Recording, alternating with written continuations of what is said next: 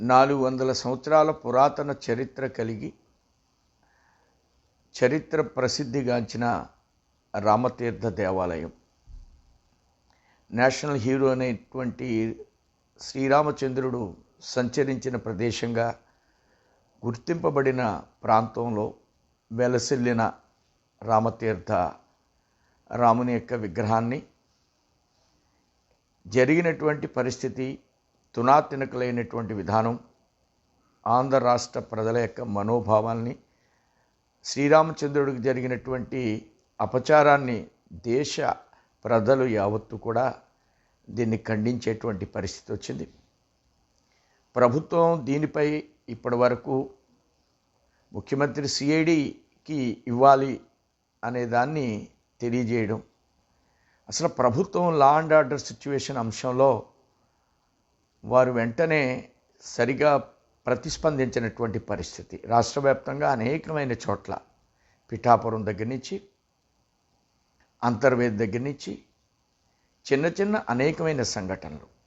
అలానే గత ముఖ్యమంత్రి విజయవాడలో అనేక దేవాలయాల్ని పుష్కరాల సందర్భంలో తొలగించిన పరిస్థితి. దాన్ని ఈ ప్రభుత్వం ఇప్పటి వరకు పునర్నిర్మాణం చేయలేనటువంటి పరిస్థితి. దీనికి పెద్ద సమయం అవసరం లేదు, కానీ అయినా పునర్నిర్మాణం చేయలేని పరిస్థితి. అంటే హిందూ ధార్మిక విధానం మీద, హిందూ ధర్మం మీద ప్రభుత్వానికి సరైనటువంటి ఆలోచన లేదా? ప్రభుత్వానికి భక్తి శ్రద్ధలు లేవా? కాన్స్టిట్యూషన్లో అందరినీ ఒకే విధంగా చూడవలసినటువంటి ఈ ప్రభుత్వం రాజశేఖర రెడ్డి గారి విగ్రహాన్ని పెట్టారు.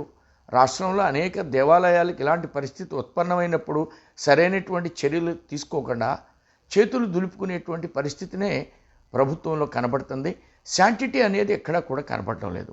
అందుమూలంగా రేపు భారతీయ జనతా పార్టీ, జనసేన ఉభయలం కలిసి ఈ యొక్క రామగిరి ప్రాంతాన్ని వెళ్ళడం, గుడిని సందర్శించడం, ప్రభుత్వం యొక్క వైఖరికి నిరసనగా భారతీయ జనతా పార్టీ ఒక పెద్ద ఎత్తున ఉద్యమాన్ని త్వరలో రాష్ట్ర వ్యాప్తంగా నిర్మాణం చేయడం.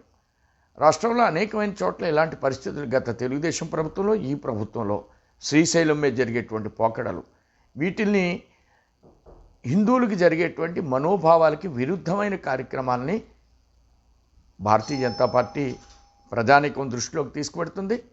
హిందువుల్ని చిన్నచూపు చూసేటువంటి వైఖరిని ఎట్టి పరిస్థితుల్లో భారతీయ జనతా పార్టీ ఆమోదించదనేటువంటి స్పష్టమైనటువంటి సంకేతాలని ప్రజానీకంలోకి, ప్రభుత్వంలోకి తీసుకువెళ్ళడం మా యొక్క కార్యాచరణగా నేను తెలియజేస్తున్నాను.